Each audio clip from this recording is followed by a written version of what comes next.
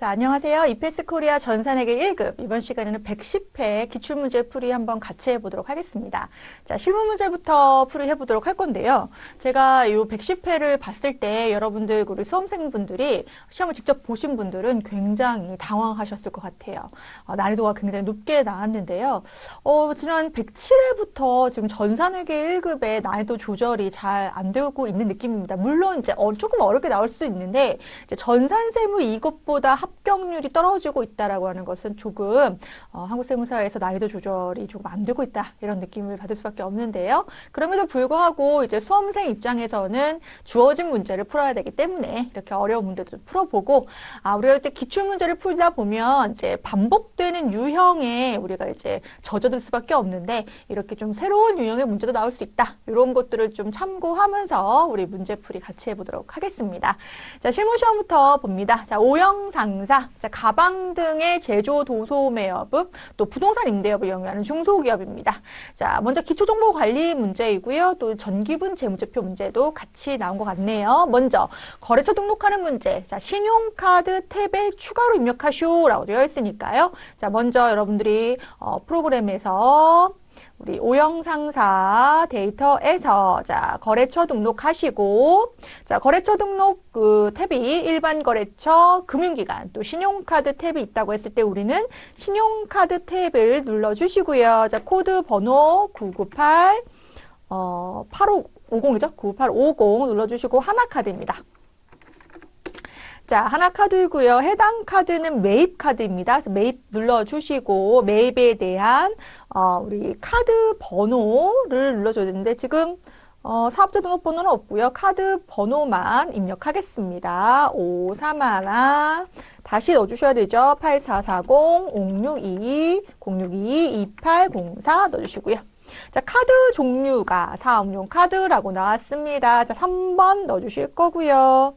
자, 나머지 내용은 입력할 사항이 없네요. 자, 그래서 신용카드 탭에 들어가서 우리가 하나카드 입력하는 문제 가볍게 시작하겠습니다. 자, 우리 엔터로 넘어오겠습니다. 저장. 자, 닫기로 나오시고, 자, 두 번째 문제 보도록 하겠습니다. 자, 이번에는 어디로 갑니까? 계정 과목 및 적요 등록 메뉴 가셔서 여비교통비 계정에 적요를 추가 입력합니다.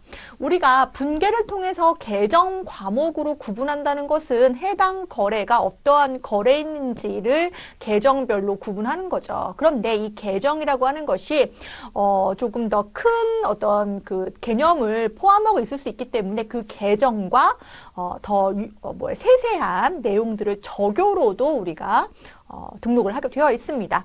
자, 지금 보시면 여비교통비라고 되어 있고요. 자, 판매비 관리비라고 되어 있습니다.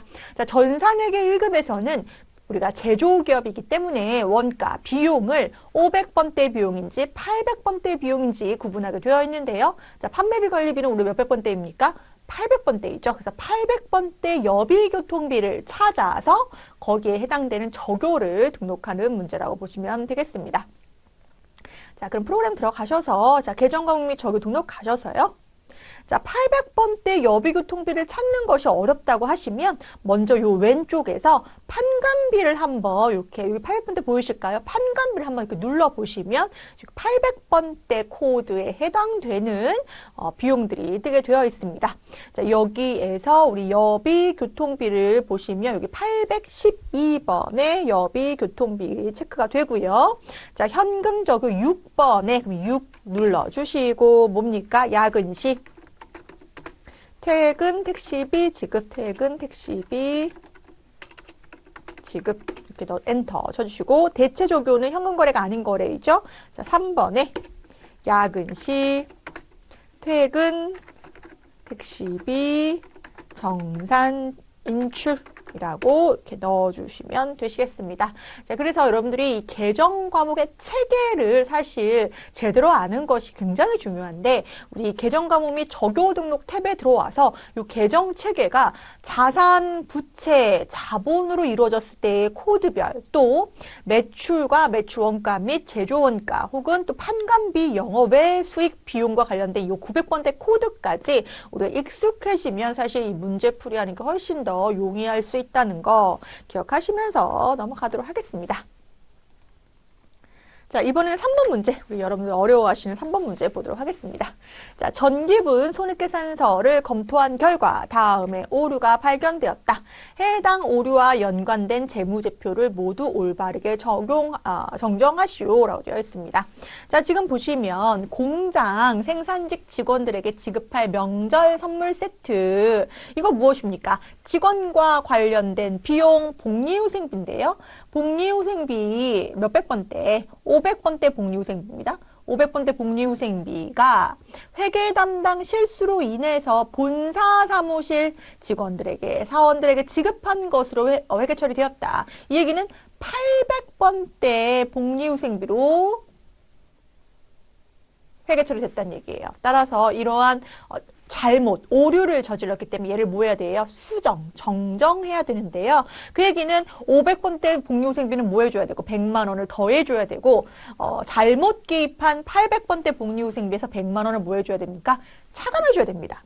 근데 단순히 이렇게만 생각되면 그렇게 어려운 문제가 아닌데 우리는 이 재무제표가 서로 연결되면서 변경되는 그러한 그 금액들을 확인해야 되기 때문에 거기에서 문제가 발생하는 거죠. 왜냐하면 자, 500번대 코드가 들어가는 것이 바로 무엇입니까? 제조원가 명세서입니다.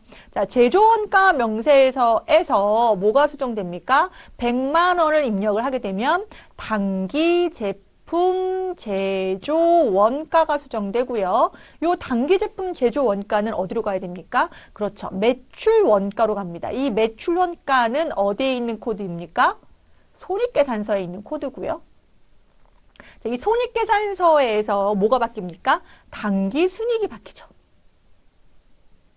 단기 순이익이 변경되면 자, 이익요금 처분 계산서에 그 단기 순이익 변경 내용이 반영돼야 되고요.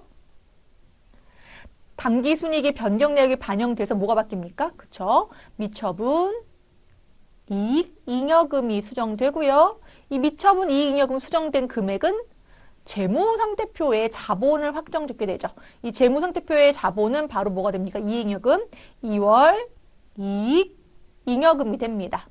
자, 그래서 요 스텝이 내가 어떠한 작은 실수를 했지만 연결돼서 수정할 것들이 쭉 연결되는, 그래서 여러분들이 어려워하시는 부분이 되는 건데, 먼저 500번대 복리후생비에 추가로 100만 원을 넣었더니 비용이 더 들었잖아요. 그러면 단기제품 제조원가도 수정될 것이고, 단기제품 제조원가 만든 원가가 바뀌었으니까 판매된 원가도 바뀌었다는 거예요. 매출원가도 수정될 것이고, 거기에 따른 단기순이익의 수정, 단기순이익의 수정은 이익여금, 당연히 처분 가능한 이익여금의 금액도 달라질 것이고, 이것은 재무상태표의 자본 항목인 2월 이익여금의 변경까지 간다.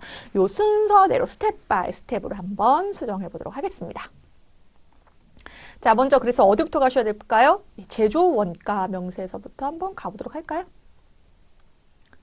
자, 여기 화면에 이런 게 뜨니까 이거 지우고.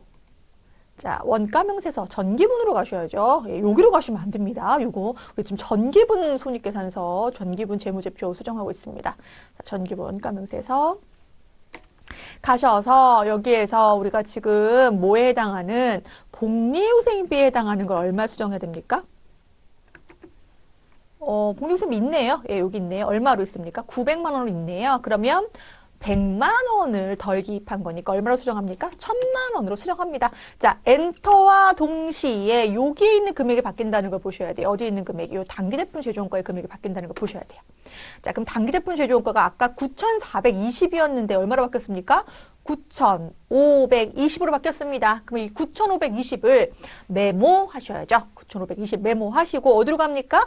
얘가 만드는 데 들어간 원가가 바뀌었으니까 만들고 난 다음에 뭐 해야 된다고 했죠? 판매해야 한다고 했어요. 자, 그럼 판매 원가도 바뀝니다. 자, 판매 원가가 무엇이냐면 매출 원가죠. 그래서 9,520이 자, 손익계산서에 있는 어디로 찾아가십니까? 여기 매출 원가 찾아가십니다.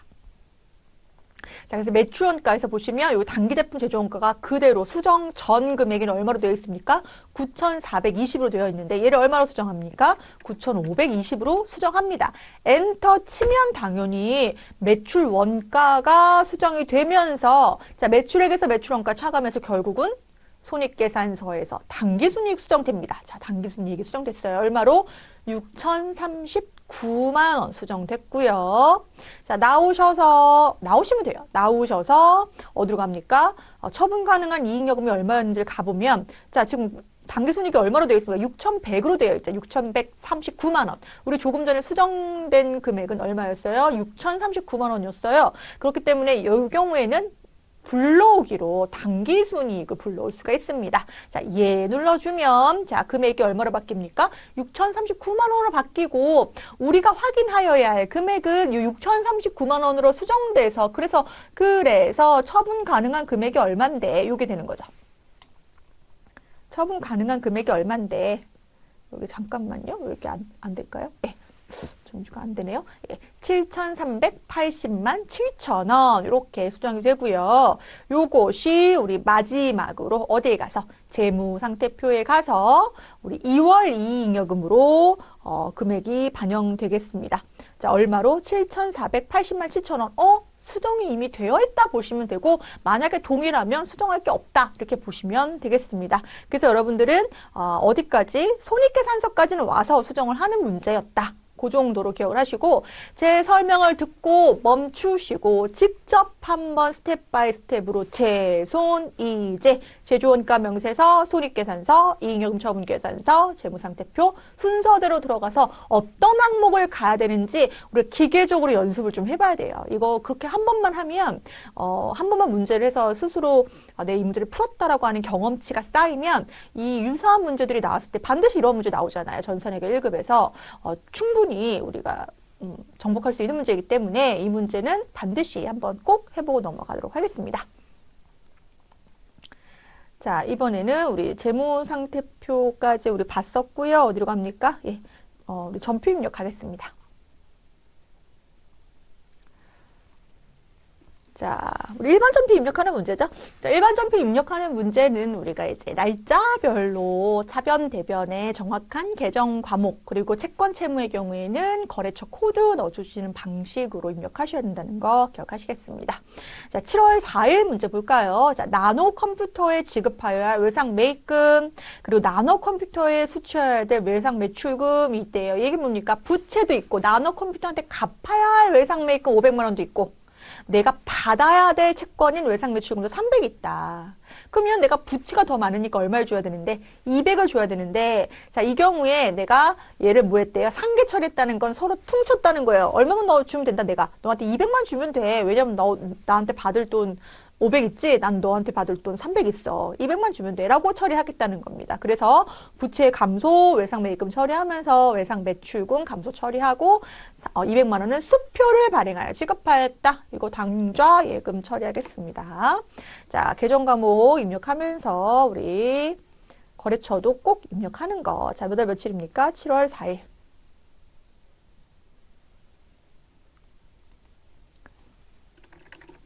자, 차변에 외상 매입금 나노 컴퓨터. 아까 500이었죠? 500. 그런데 대변에 내가 외상 매출금 회수할 돈도 얼마 있었다? 300 있었다. 300, 500이 아니에요. 300. 자, 나머지 금액은 뭐로 지급했습니까? 당좌 예금으로 지급했다. 당좌 예금. 컴퓨터가 좀 이상한 것 같은데요. 네, 당좌 예금. 네. 이렇게 해서 200만 원 지급하였다. 이렇게 입력하고 넘어가겠습니다.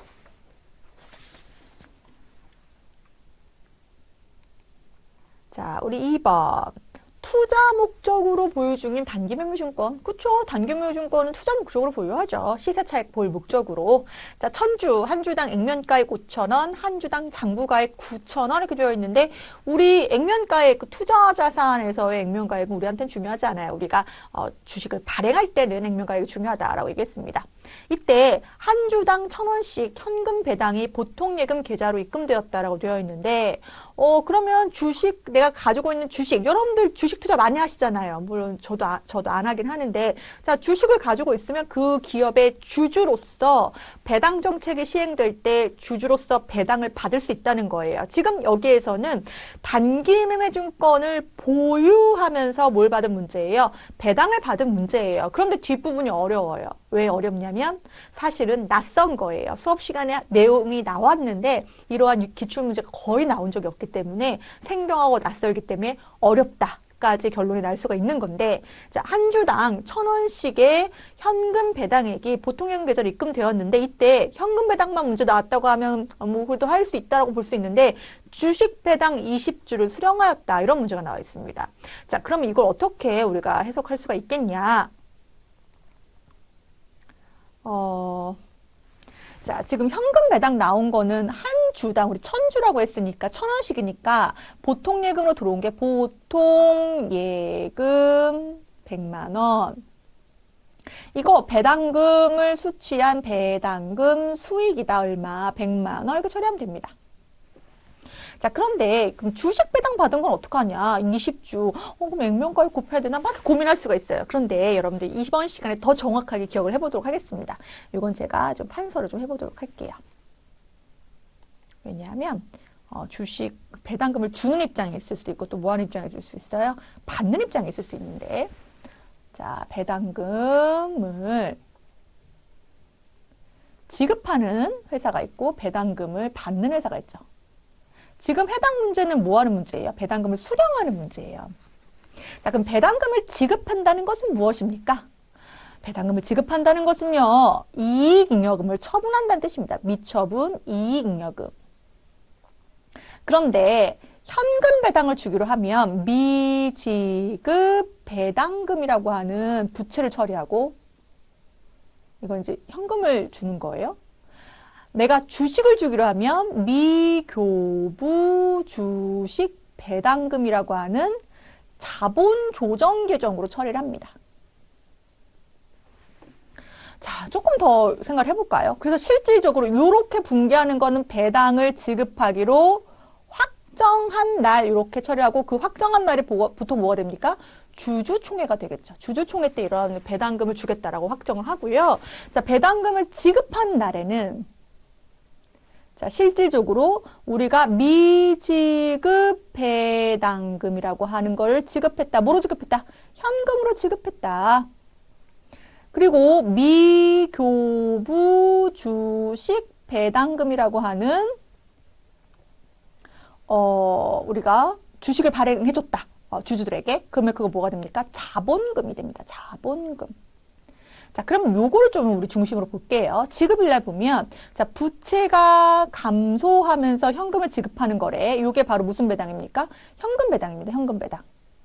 그러니까 현금 배당의 실체는 실질적으로 이익여금을 처분하는 건데, 결국은 현금을 주는 게 현금 배당인 거고, 자, 미교부 주식 배당금이라고 하는 자본 조정이 없어지면서 자본금이라고 하는 자본의 증가 거래를 처리하는 게 바로 무슨 배당입니까? 주식 배당입니다. 자, 그러면 자본 조정의 감소, 자본의 감소가 이루어지면서 자본의 증가가 이루어지는 요 붕괴 자체에 의하면 총 자본의 변동은 없는 거래가 바로 요 주식 배당 거래입니다. 맞죠?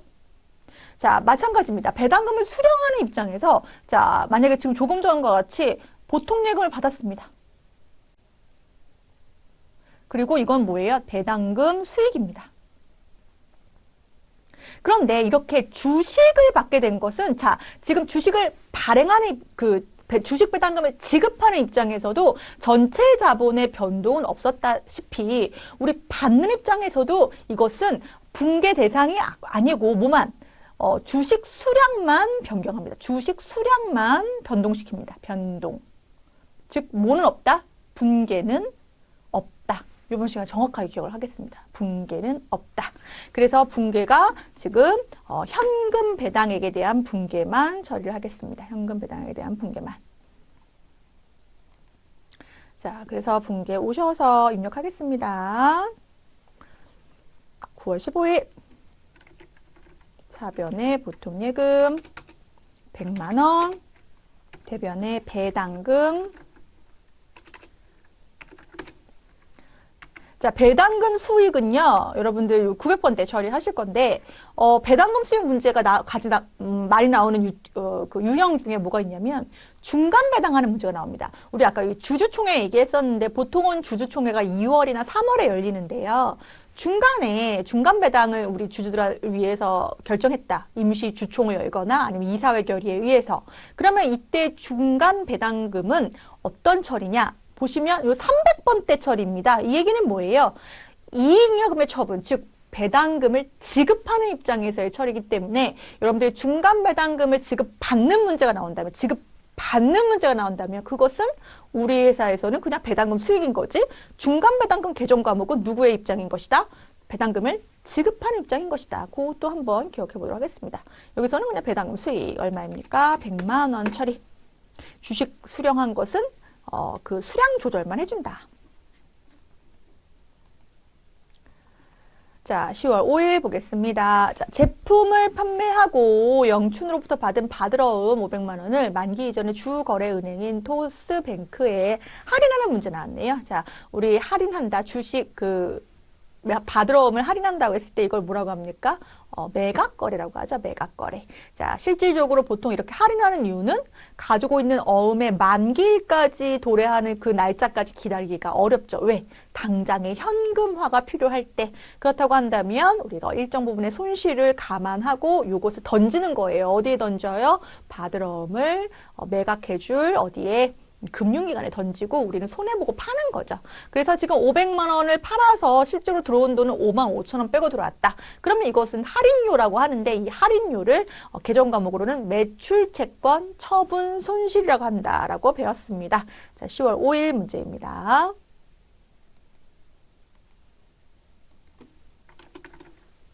자, 대변에 우리 받으러움 거래처 꼭 넣어주셔야 되죠. 영춘 500만 원. 자, 5만 5천 원 빼고 들어왔다고 했으니까 5만 5천 원 먼저 써도 돼요. 매출 채권, 처분 손실. 매출 채권이 바로 누구랑 누굴 얘기하는 겁니까? 외상 매출금과 받으러움 얘기하는 거니까요. 얼마? 5만 5천 원 빼고 들어왔다. 뭐로? 보통 예금으로. 그래서 보통 예금이 494만 5천 원 들어왔다. 이렇게 처리하겠습니다. 자, 10월 3일, 자, 영업부에서 대한상공회의소 회비, 우리 50만 원을 보통예금 계좌에서 지급하고 납부 영수증을 수취하였다. 자, 우리 해당 업종과 관련된 우리 협회비, 이런 것도 우리 세금과 공과금, 공적인 성격이 있는 거죠. 그래서 뭐 대한상공회의소 회비, 적십자 회비, 이런 거 다 세금과 공과 처리했었습니다. 자, 그래서 10월 30일 가셔서 자변에 세금과 공과. 50만 원, 대변의 보통예금 얼마? 50만 원 이렇게 처리합니다. 자, 12월 12일 문제도 우리 전산회계 1급에서 자주 나오는 문제가 아닌데 나왔어요. 자, 사채와 관련된 문제입니다. 자금 조달을 위하여 자금 조달 우리 기업에서 항상 해야 됩니다. 자금 조달하는 방법은 두 가지가 있는 거죠. 자금을 조달한다는 것은 결국 자산을 운용하기 위한 조달이라고 봤을 때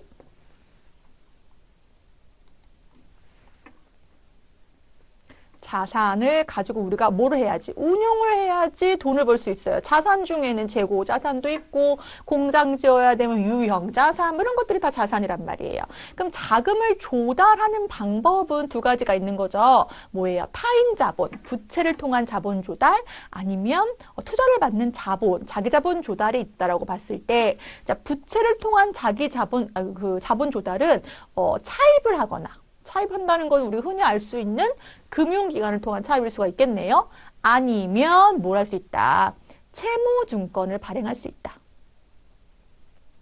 그럼 채무증권을 발행한다는 것은 불특정 다수에게 즉 이 증권을 매입해주는 채권자들에게 이자를 지급할 약속을 하고 원금 상환에 대한 약속을 하고 발행하는 증권을 우리가 채무증권이라고 하는데 이때 회사가 발행하는 채권을 뭐라고 한다. 이 채무증권.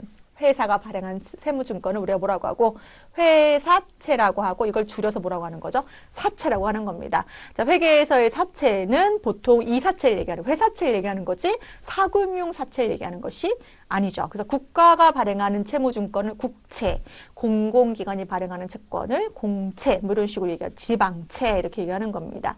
자, 그런데 여기서 중요한 포인트는 이걸 볼 줄 알아야 되는 거예요. 자, 지금 액면 금액이 1,000만 원이라는 것은 원금을 상환하기로 약정한 금액입니다. 우리가 약속한 상환 약정한 금액이 얼마란 얘기예요? 1,000만 원이라는 거고, 자, 지금 장부가액 1,000만 원을 이라고 되어 있는데 980만 원에 조기 상환했다. 이게 무슨 얘기일까요? 왜 이런 얘기가 있을까요? 지금 보시면 사채에 대해서 공부를 할 때 사채를 평가해주는 개정 과목이 있었습니다. 혹시 기억나실까요? 사채를 평가해주는 개정 과목 중에 뭐가 있었냐면 사채를 플러스로 평가해주는 사채 할증 발행 차금이 있었고요. 사채를 차감으로 평가해주는 사채 할인, 발행, 차금이라고 하는 개정 과목이 있었는데요. 지금 장부가액도 동일하게 1,000만 원이라는 얘기는 액면 금액에서, 지금 액면 금액이 1,000만 원이었는데, 이러한 평가 개정 과목이 뭐하기 때문에, 없기 때문에 액면 금액과 장부가액이 뭐하다? 동일하다. 이렇게 볼 수가 있겠습니다. 자, 따라서 해당 문제에서는 사채의 액면 금액을 갚은 문제로 처리하면 되는데요. 만약에 앞으로 얘를 더 어렵게 낸다라고 한다면 여러분들 생각하고 싶지 않으시겠지만 장부가액이 예를 들어서 980만 원이다. 장부가액이 얼마라고요? 980만 원이다. 이 얘기는 액면 금액 1,000만 원보다 980원이니까 20만 원이 작다는 얘기는 요 사채 할인 발행 차금이 얼마 있다는 뜻이에요. 차감적 평가 계정에 얘가 20만 원이 있다는 얘기예요. 그죠? 그럼 얘를 장부에서 지우는 문제로 나올 수도 있겠는데 이건 이제 전산회계 1급에서 이런 문제가 나오면 굉장한 충격을 줄 수 있기 때문에 나올 가능성이 거의 없고 이제 전산 세무 2급이나 당연히 1급에서는 이제 충분히 나올 수 있는 문제라고 볼 수 있겠습니다. 어쨌든 해당 문제에서는 사채를 상환하는 거예요. 부채를 갚는 문제예요. 그래서 부채의 액면 금액 1,000만 원이 차변에 오고 이때 얼마에 갚았기 때문에 980을 갚았기 때문에 실질적으로 상환하면서 우리가 뭘 받다? 이익을 받다. 사채 상환 이익이라는 개정 과목 기억해 보겠습니다. 반대로 사채 상환 손실도 있을 수 있죠. 자, 그래서 우리 12월 10일 가셔서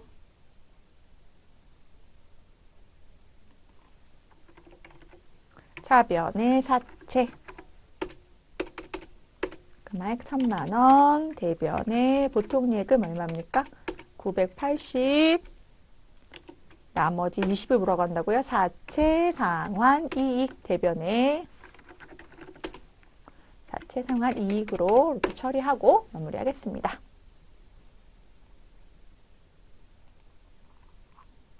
자, 6번 문제 보도록 하겠습니다. 자, 보통예금 계좌를 확인한 결과 결산 이자 50만 원에서 자, 원천징수세액 77,000원을 차감한 금액이 입금되었음을 확인하였다. 단 원천징수세액은 자, 자산으로 처리할 것이라고 되어 있는데요.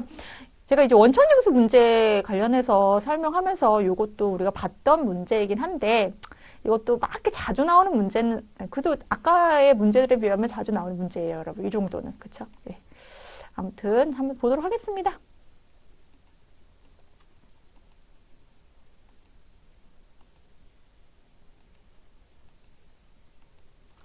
자, 지금 보시면 원천징수의 개념이 나와 있는데요. 원천징수라고 하는 것은 여러분은 무엇입니까? 소득을 지급하는 자가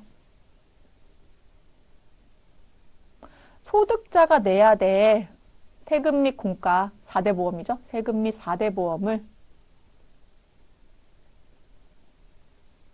소득 지급액에서 미리 떼버리는 거죠. 차감징수하는 거. 그래서 우리가 원천징수라는 말을 떠오르면 보통은 뭘 생각하냐면 회사가 있으면 이제 근로자가 있다는 거죠. 근로자가 한테 뭘 주죠? 급여를 주죠. 급여. 이때 소득을 지급하는 자는 누구예요? 기업이죠. 소득 지급하죠. 그럼 소득자는 누구죠? 근로자가 소득자죠. 그러면 소득자가 내야 될 뭐가 있다는 거예요? 세금 및 4대 보험료가 있는데 이 급여에서 떼서 준다고 했어요. 그래서 이때는 분개를 어떻게 하는 거냐면 자, 급여를 준다. 급여라는 우리가 뭐를 처리해야 되는데 비용을 처리해야 하는데 이때 일부 보통예금으로는 누구한테 주고 근로자에게 주고 나머지는 잠깐 맡아놨다가 우리가 세무서나 4대 보험 기관에 신고해준다. 이게 바로 예수금이죠. 그래서 예수금 무슨 처리하는 겁니까? 부채 처리하는 겁니다. 요거 기억하시죠? 자, 근데 제가 이 얘기하면서 또 무슨 얘기를 했었냐면 지금 해당 문제처럼 뭐예요? 우리가 이자를 받을 때 이런 문제, 그러니까 결산 이자 50만 원 이렇게 나와 있는데 여러분들 뭐예요? 계좌를 확인해 봤더니 이거예요. 계좌를 확인해 봤더니 누가? 우리 회사 계좌를 확인해 봤더니 자, 지금 이자가 지금 찍혀 있는 거예요. 이자가 찍혀 있어요. 그러면 이때는 소득을 이자라고 하는 소득을 지급하는 자가 누구냐면 금융기관, 은행이죠. 금융기관. 금융기관이 우리한테 뭘 주는데 이자를 주는 거, 이자를 줘요. 그런데 우리 회사는 이때는 소득을 지급하는 자가 아니라 이때는 뭐가 돼야 되는 거죠? 그쵸, 소득자가 돼야 되는 거예요. 소득자. 그러니까 우리가 뭘 갖게 된 거죠? 이자 수익을 받게 된 거예요. 이번에는 이자 수익을 받게 된 거예요. 얼마를? 50만 원을. 그런데 은행이 얘기하는 거예요.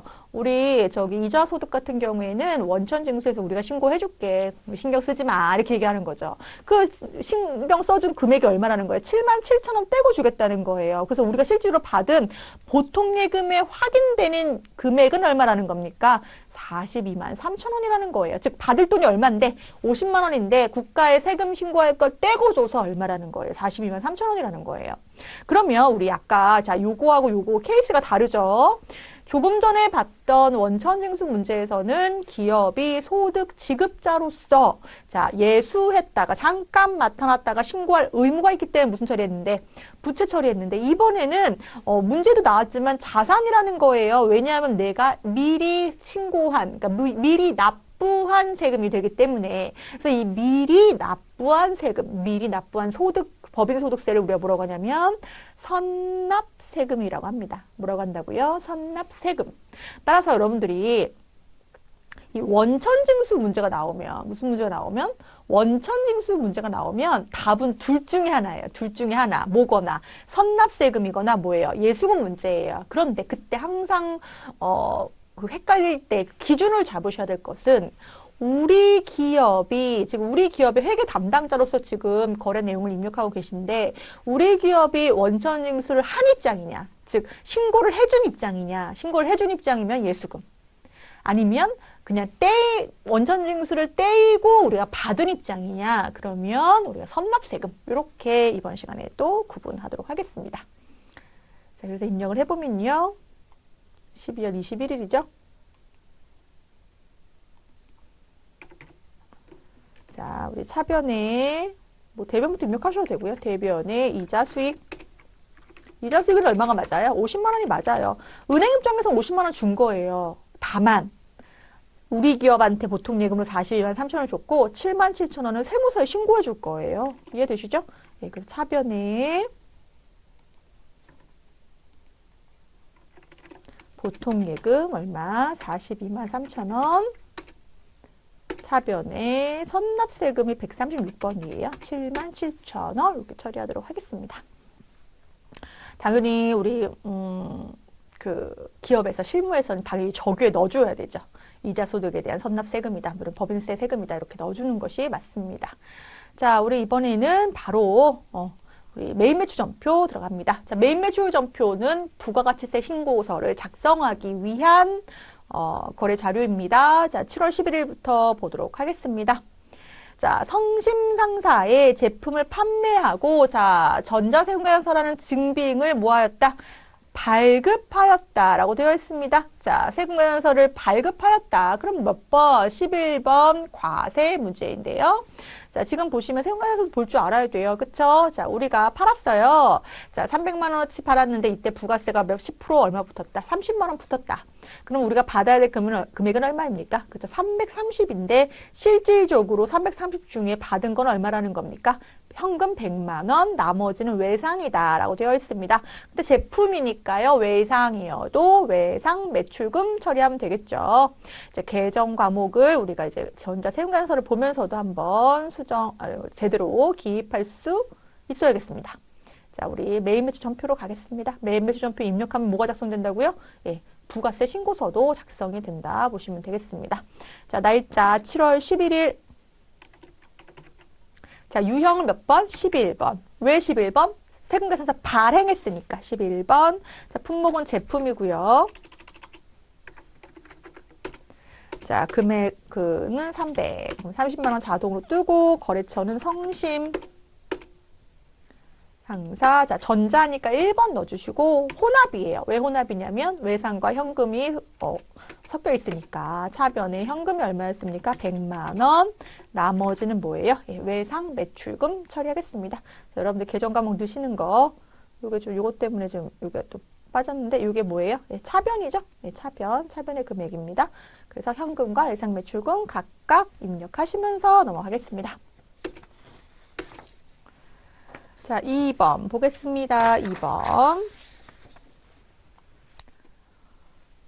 이번 문제 뭐가 저도 보고 좀 뭔가 했네요, 지금. 2번 뭐예요? 자, 본사 사무실로 사용하기 위하여 대관령으로부터 상가를 취득했어요. 상가. 대금은 다음과 같이 하나의 전표, 지급할 때 하나의 전표로 뭐 할 것? 입력할 것. 자, 총 매매 대금은 얼마예요? 토지하고 건물하고 합쳐서 얼마예요? 3억 7천만 원.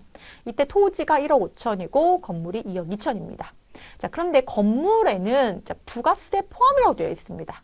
여러분들 여기에서는 약간 부가가치세에 대한 이론적 지식이 기반으로 되어 있으면 해당 문제를 좀 그래도 푸실 수 있고, 그렇지 않으면 굉장히 어려웠을 문제입니다. 왜냐하면 자, 우리가 이제 부가가치세에서 과세라는 말을 쓰고요. 과세라는 말을 쓰는데 과세라는 말은 결국 부가가치세가 몇 프로 붙어있다는 뜻이에요. 10%가 붙었다는 것을 의미합니다.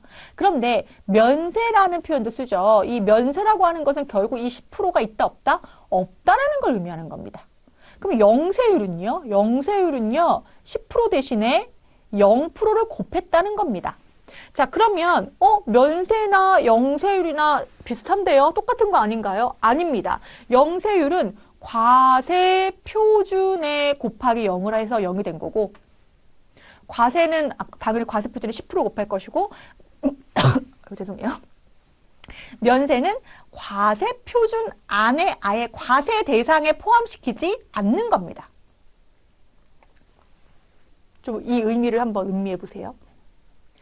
따라서 이 면세의 개념과 과세의 개념을 우리가 안다고 했을 때 토지의 매매가 면세 거래라는 걸 혹시 기억하실까요, 여러분?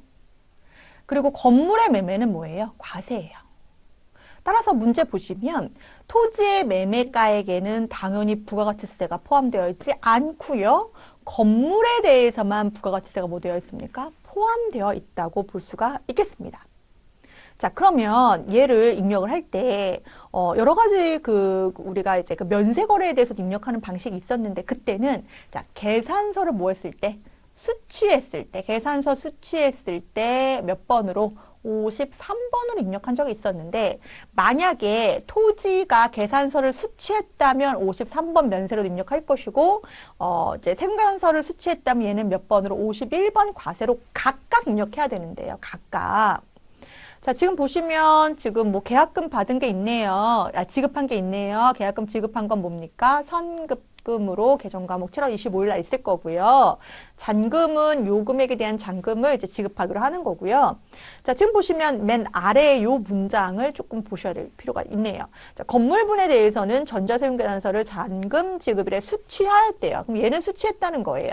그런데 토지분에 대해서는 계산서를 발급받지 않았대요. 그러면 계산서를 수취해야지만 53번 계산서로 입력해서 우리가 가세표준 명세에 계산서 수취 내역으로 반영되게 되어 있는데 계산서를 수취하지 않았대요. 따라서 얘는 지금 부가가치세 그 과세표준 명세에도 반영되지 않는 거죠.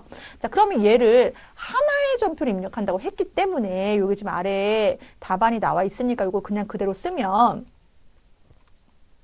먼저 자, 우리 상단에는 당연히 몇 번으로만 들어간다? 51번으로만 들어간다. 53번은 왜 안 들어갔나요? 면세가 있는데 계산서를 수취하지 않았으니까요. 네, 명확합니다.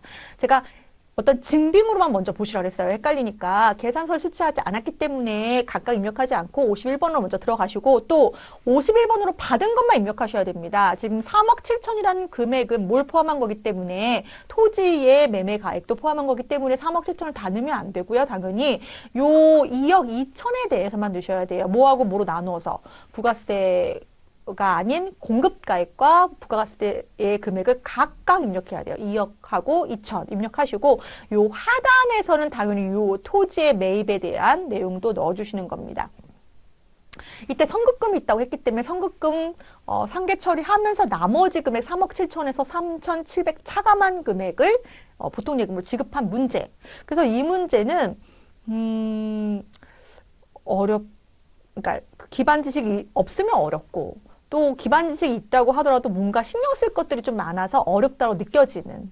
그래서 지금 우리 좀 110회 문제가 하나하나 뜯어보면 뭐 하나 그냥 넘어가는 게 없는 그러한 문제들로 구성되어 있는 것 같아요. 그렇죠?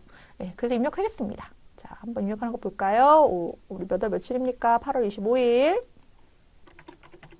자, 유형 51번으로 가셔서 먼저 건물 금액이 얼마라고요? 2억. 넣어주시면 2천만 원 뜨고요. 거래처는 어디입니까? 대관령. 전자를 받았고요. 자, 혼합으로 가셔서 요 하단에서 수정을 해준다는 거예요. 자, 먼저 원재료를 뭐로 수정할까요? 예, 건물로 먼저 수정할까요? 2억이니까 건물로 수정하고 여기에 추가적으로 차변에 토지를 넣어주라는 거예요. 토지의 금액이 얼마였습니까? 1억 5천 이렇게 넣어주고 그래서 얼마인데? 3억 7천인데 이렇게 되는 거죠. 3억 7천인데 대변에 우리가 선급금이 있었다는 거예요. 공제해야지 얼마? 3,700 빼고 나머지만 대변에 보통예금으로 지급하였다. 이렇게 정리하겠습니다. 이제 시험을 보다가 이렇게 낯설고 생경하고 어려운 문제가 나오면요. 얘를 좀 보다가 다른 문제로 바로 패스하고 시간이 남으면 그때 다시 한번 몰입해보는 게 좋은 방법입니다. 왜냐하면 시험이라고 하는 것은 한정된 시간 내에 우리가 수행하여서 최대한 좋은 점수를 받는 게 목적이기 때문에 그러한 좀 전략적인 사고를 가지고 어려운 문제를 만났을 때, 그건 이론도 마찬가지입니다. 어려운 문제를 만났을 때 조금 패스하고 스킵하고 넘어가서 다른 문제들 풀고 다시 돌아오는. 왜냐하면 실무 문제가 여러분들 어떠한 그 다음 문제에 영향을 주지 않으려고, 연계를 주지 않으려고 조금 노력을 하는 부분이 있으니까 염려 마시고 스킵하고 넘어가서 풀고 돌아와도 괜찮다. 그거 좀 기억하시면 좋겠습니다. 자, 그럼 이번에는 9월 15일. 자, 총무부가 사용하기 위해 우리 총호품을 골드팜으로부터 38만 5천원을 구매하고 보통예금 계좌에서 이체하였다. 자, 이번에는 증빙이 뭡니까? 현금 영수증을 발급받았다. 그럼 62번이죠. 현과.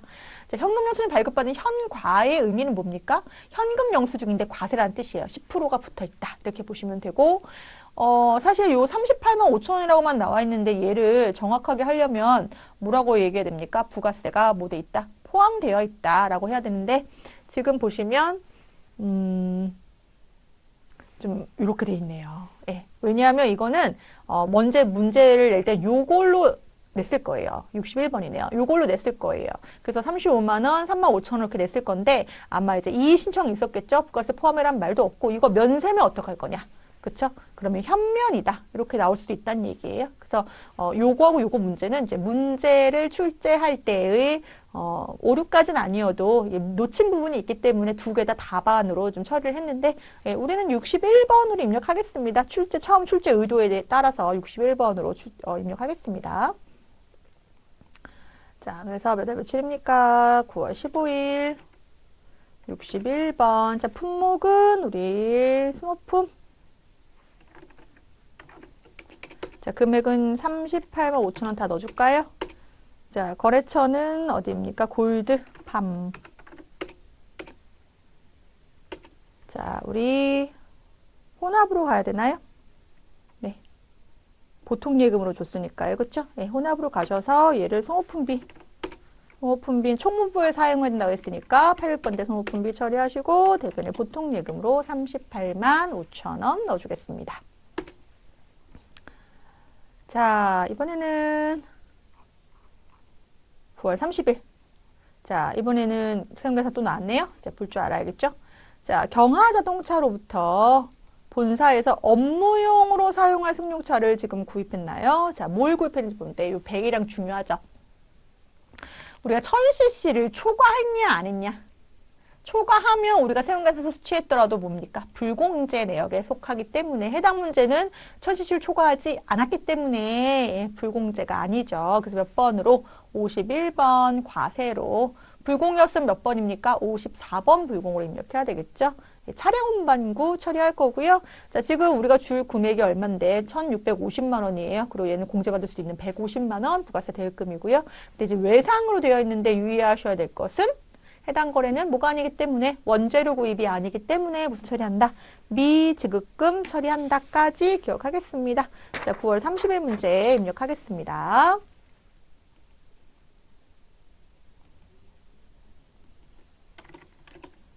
자, 51번 과세 품목은 승용차. 자, 금액이 얼마입니까? 1,500. 거래처 경하 자동차. 전자. 자, 혼합으로 가셔서 원재료가 아니라 뭐로 수정하시고 차량 운반구로 수정하시고요. 예, 미지급금 1,650만 원으로 처리하겠습니다. 개별 소비세 대상이 아니라는 표현까지 나왔네요. 네, 그거까지 한번 확인하시고 넘어갑니다. 자, 이번에는 10월 17일 미국에 소재한 미라클사인가요? 원재료 800만 원을 수입하였다. 자, 수입 전자 세금계산 수치. 자, 세금계산 수치했어요. 그럼 이거에 따른 보통예금으로 지급하였다. 자, 여러분들 무슨 얘기입니까? 미국의 이제 미라클사한테 우리가 뭐 한 거예요? 원재료를 매입한 거예요. 그러면 당연히 우리 회사는 미라클사의 요 매입대금, 우리 입장에서는 이제 부채일 수도 있고, 요 매입대금을 줘야겠죠. 그런데 요 매입가액의 뭐에 대해서는 부가가치세에 대해서는 따로 누구하고 거래하는 거죠? 지금 무슨 세관? 인천세관하고의 거래가 있는 거예요. 그래서 부가세 부분만 따로 회계 처리할 거예요. 재고 자산에 대한 회계 처리, 요 부분은 생략. 즉 미라클사하고는 생략. 그런데 인천 세관가의 부분에 대해서는 따로 우리가 지금 입력하겠다. 자, 몇 월 며칠입니까? 10월 17일. 자, 수입 세금계산서 55번. 자, 품목은 우리 원재료. 입력할 때 상단에 공급가액 넣어줍니다. 왜? 부가세를 계산하기 위해서 800만 원. 그리고 거래처는 어디로 넣어줘야 돼요? 인천세관으로 넣어줘야 되죠. 전자, 그리고 해당 대금 보통예금으로 지급했으니까 혼합으로 가셔서 보시면 이제 80만 원 부가세만 떠요. 인천세관한테 줄 돈. 보통예금 80만 원 이렇게 처리하겠습니다. 자, 이번에 10월 20일 개인 소비자에게 제품을 판매하였습니다. 자, 현금 9만 9천 원이네요. 받았습니다. 자, 제품 판매하고 증빙을 발행하지 않았어요. 자, 지금 보시면 부가세가 포함되어 있다는 건 두 글자로 뭐라고 할까요, 여러분?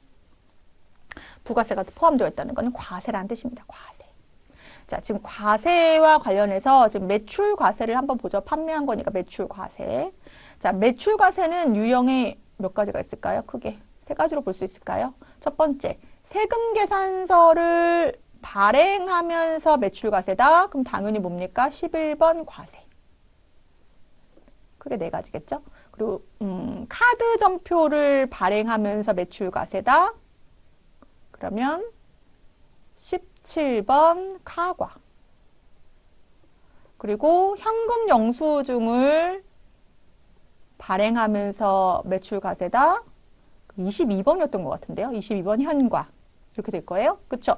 그런데 이러한 세금계산서도 카드 전표도 현금 영수증 발행하지 않은 거래가 있다. 그러면 10%가 붙긴 붙는데 걔는 뭐라는 거예요? 검별이라는 거예요. 14번 검별. 그래서 해당 문제는 검별 문제고. 그쵸? 그렇지만 부가세는 붙는 문제예요. 10%. 9,000원. 이렇게 붙는 문제예요. 대금은 뭐로 받았다? 현금으로 받았다. 그래서 10월 20일 가보겠습니다.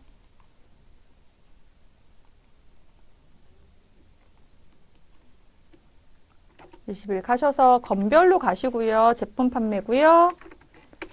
자, 공급가액의 공급 대가, 그러니까 부가세 포함한 금액 넣는 거는 카드, 현금 영수증 검별 동일합니다. 99,000원 넣어주시고, 거래처는 우리 개인 소비자, 뭐 입력 안 해도 되나요? 네. 그리고 분계는 현금으로 하셔도 되죠. 현금 받았으니까. 네. 그래서 부가세 예수금 제품 매출 확인하고 넘어오겠습니다. 자, 우리 전표 수정하는 문제 바로 가겠습니다.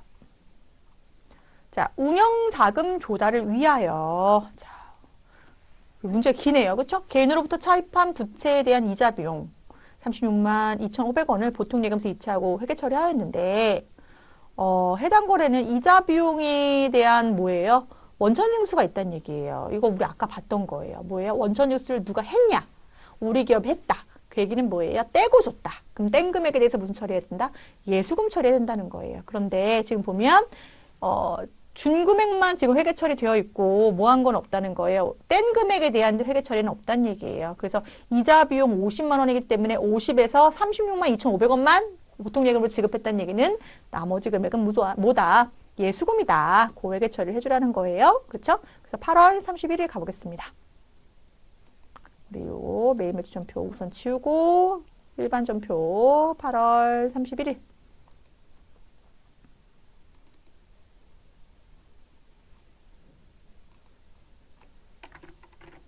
가셔서 여기 이자 비용이 36만 2,500원에 얼마예요? 네. 50만 원. 50만 원. 보통 예금 지급한 거 이게 맞아요. 그래서 대변에 나머지 있는 금액이 뭐가 되는 거죠? 예수금이 되는 거죠. 예수금이 얼마다? 13만 7,500원이다. 이렇게 되는 거고요.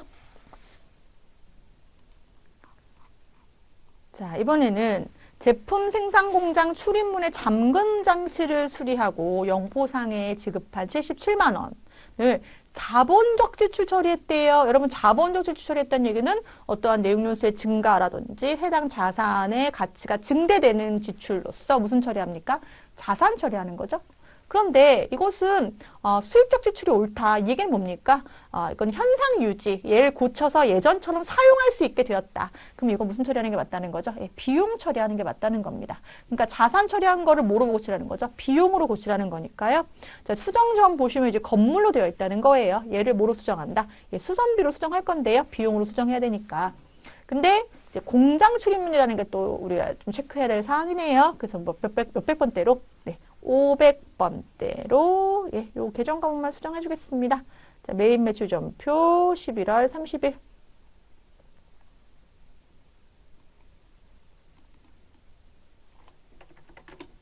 가셔서 요 하단이니까 요 호남 눌러주시고요. 요 건물을 뭐로 바꿔줘야 돼요? 수선비. 500번대. 이렇게 수정하고 넘어가겠습니다. 나머지는 괜찮죠? 네.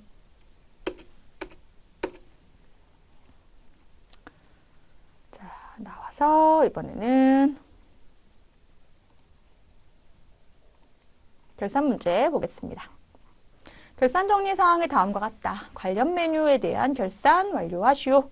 자, 2월 11일 날 소모품을 얼마에 구입했습니까? 300만 원에 구입하고 모두 뭐로 처리했대요? 자산 처리했다. 자산 부채 자본 영구 계정이다. 잔액이 있으면 계속 이월된다고 했습니다. 자, 그런데 현재 창고에 남은 소모품은 50만 원으로 조사되었다. 이게 무슨 얘기입니까? 250만 원은 사용했다는 얘기예요. 그럼 250만 원에 대해서 무슨 처리해야 됩니까? 비용 처리해야 된다는 건데 이 250만 원 중에 25%는 영업부, 75%는 생산부니까 몇백 번대, 800번대 25%, 500번대 75%로 각각 배분 처리해야 된다는 얘기입니다. 그래서 지금 보시면 소모품이 얼마가 없어지면서 250만 원이 없어지면서 소모품 자산의 감소, 그리고 비용으로 처리하는 게 500번대, 800번대, 500번대는 75%, 800번대는 몇 프로? 25%로 이렇게 처리한 걸 확인할 수가 있습니다. 자, 몇 월 며칠자로 입력합니까? 12월 31일자 일반 전표에 입력합니다. 결산. 자, 그래서 대변에 소모품 250만 원, 차변에 소모품 B 500번대가 아까 75%더 많았잖아요. 그쵸? 네, 187만 5천 원. 그리고 소모품 B 800번대는 나머지 몇 프로? 25%. 얼마입니까? 62만 5천 원 처리하고 나옵니다.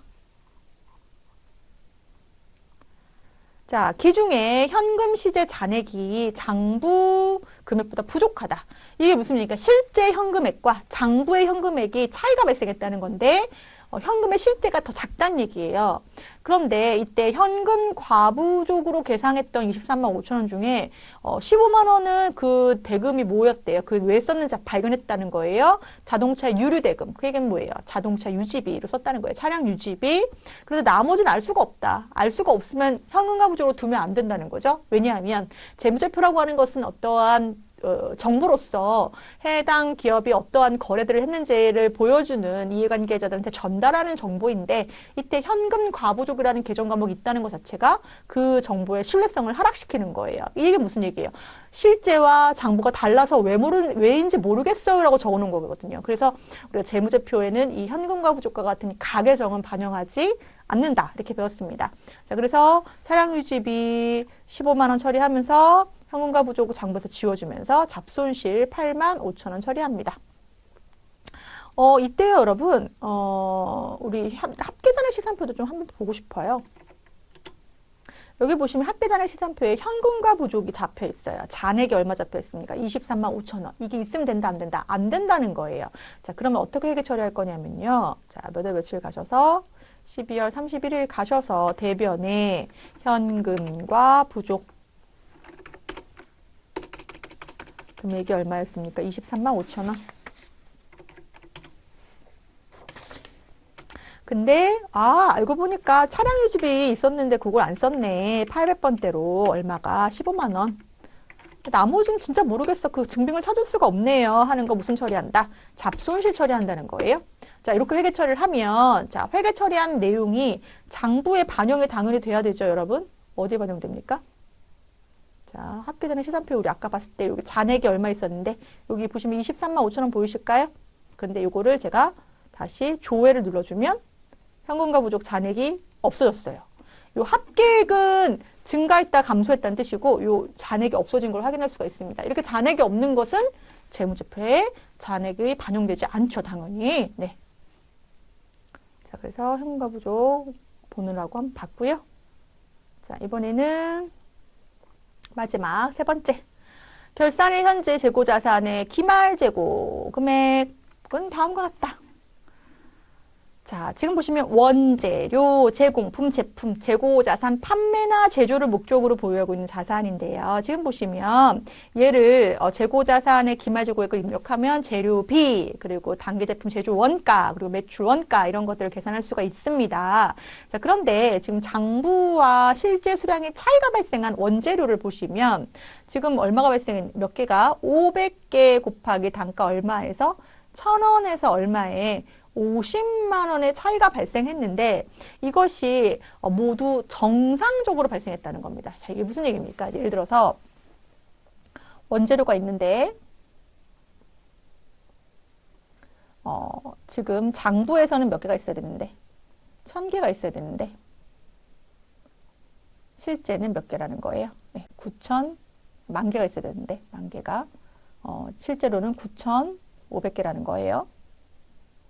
자, 그러면 예를 들어서 매입이 3만 개였어요. 자, 보실까요? 자, 매입이 3만 개였어요. 재료비가 매입이 3만 개였어요. 근데 장부에 몇 개가 남아있습니까? 장부에는 10,000개가 남아있어요. 그럼 몇 개를 사용했다는 뜻입니까? 사용했다는 것은 이것이 바로 재료비란 얘기예요. 원재료비. 재료비란 뜻이에요. 사용을 했으니까 재료비가 얼마를 썼다는 거예요? 2만 개가 썼다는 거예요. 2만 개. 그런데 실제로 장부가 맞는지 한번 실질재고조사법으로 해봤더니 아니야, 10,000개가 아니고 9,500개라는 거예요. 그럼 500개가 바로 무슨 수량입니까? 감모수량이에요. 감모. 들어보셨죠? 감모수량?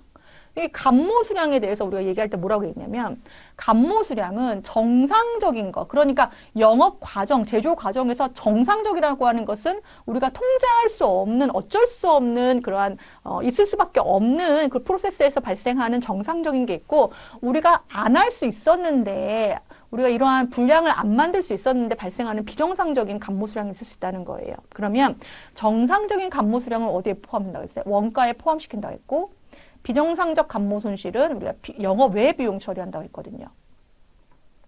그럼 얘는 뭐기 때문에? 정상적으로 발생한 거기 때문에 실제 9,500개로 보는 게 맞아요? 그럼 나머지 500개는 어디에? 사용된 이 재료비로 원가에 포함시키는 개념으로 정리할 수 있으므로 우리가 결산처리 입력에서는 얼마로 입력하는 것이 요 9,500개에 대한 950만 원을 입력하는 것이 맞다. 그리고 나머지 금액에 대해서는 이렇게 입력한다. 자, 여기 보시면 정상적인 수량 차이는 어디에 포함한다? 원가에 포함한다. 라고 되어 있네요. 자, 그래서 우리 어디로 가야 됩니까? 이번에는 결산자를 입력 가볼까요? 1월부터 12월 가셔서 각각의 재료, 기말 원재료 재고액, 그래서 얼마 입력합니까? 950만 원. 쭉 내려오셔서 우리 기말 제공품 재고액 850, 기말 제품 재고액 1345만 원 이렇게 입력하시고 나오시면 안 되고 반드시 전표 추가까지 하셔야 예, 답안이 완성된다는 거 기억하시겠습니다. 자, 장부 조율하는 문제 볼까요? 장부, 자, 외상 5월 말에, 자, 5월 말에, 외상 매출금과 외상 매입금의 차익은 얼마인가? 네. 이거, 외상 매출금, 외상 매입금의 차익은 각각 여러 장부에서도 확인할 수 있는데요. 자, 재무상태표 한번 가볼까요? 5월로 조율하셔야 되죠? 예, 그래서 지금 외상 매출금의 금액 적어 놓으시고, 그쵸? 1억 770인가요? 예. 그리고 외상 매입금은 쭉 내려보시면 부채에 있어요. 얼마입니까? 6,723만 5천 원. 차액이니까 얘 두 개를 뭐 해줘야 돼요? 차감. 네. 이런 문제 자주 나오더라고요. 굳이. 예. 그래서 이렇게 금액 적어 놓으셨다가 우리가 뭐 해야 돼요? 예. 입력하셔야 되죠. 어디서 입력하십니까? 예, 여기 이론 문제 여기에서 보시면 여기다 입력하시는 거죠. 얼마를 입력합니까? 4,046만 5천 원 이렇게 입력하시는 거죠. 자, 두 번째 부가세 확정 신고 기간. 자, 1기 확정이니까요. 1기 예정이 1월부터 3월, 1기 확정이 4월부터 6월 이렇게 되는 거죠. 영세율 적용 대상 매출액은 모두 얼마인가라고 되어 있습니다. 자, 그러면 자, 영세율 어디 가십니까? 부가가치세 신고서 가셔야죠. 4월부터 6월.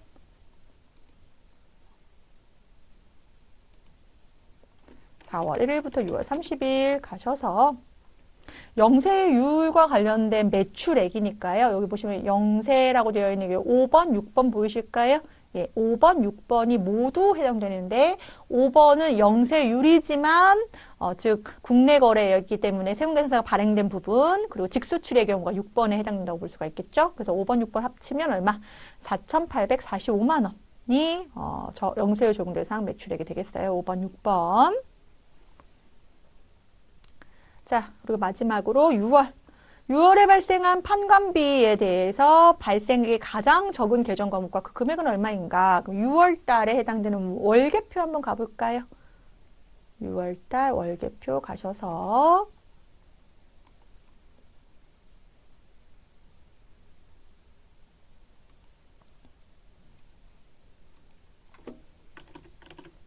자, 지금 무슨 카테고리를 봐야 되냐면 판관비 카테고리를 봐야 돼요.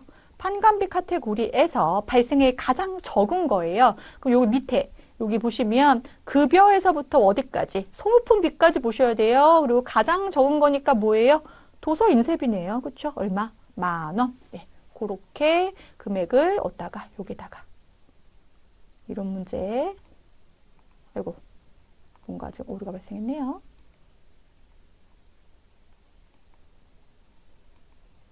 닫고 뭐가 뜨면 이렇게 안 읽어보게 돼요. 그죠? 뭐가 또 열려있나 봐요. 이런 게 열려있구나. 네, 뜨죠? 그럼 2번이 아까 문제가 4,845만 원 이렇게 넣어주고 자, 계정 과목명이 뭐였어요? 도서 인쇄비 금액이 10,000원 이렇게 넣어주고 여러분들 이론 시험은 잠깐 끊었다가 실무가 좀 내용이 길었어요. 그렇죠? 잠깐 끊었다가 이런 문제는 같이 풀어보겠습니다. 실무 녹록지 않았습니다. 110회. 하지만 이런 문제들도 조금 어렵지만 그래도 꿋꿋하게 한번 풀어보는 그러한 연습하는 마음으로 우리가 문제 풀어보도록 하겠습니다. 자, 수고하셨습니다.